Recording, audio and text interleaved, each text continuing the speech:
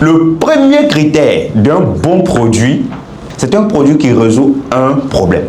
Donc le produit doit résoudre un problème. Ça, c'est le premier critère.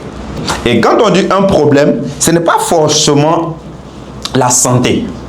Non, ce n'est pas forcément la santé. Il y a plusieurs problèmes. Plusieurs problèmes. Je prends un exemple très simple. Je faisais un appel de closing avec un monsieur et il me dit qu'il a un véhicule avare.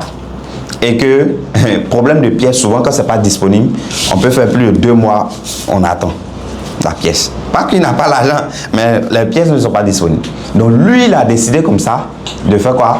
D'acheter des pièces.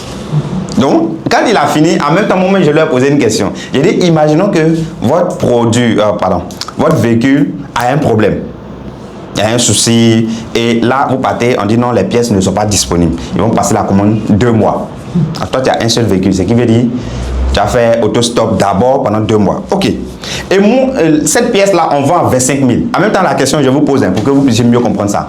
On vend la pièce à 25 000. Tout le monde connaît. Mais vous tombez sur Gilbert. Gilbert dit, ah, moi j'ai la pièce et voici ça, mais je te vends à 50 000. Tu vas prendre, mais tu vas pas prendre. Tu connais le prix, hein? Tu vas prendre? En même temps. Ah, vous voyez? En même temps.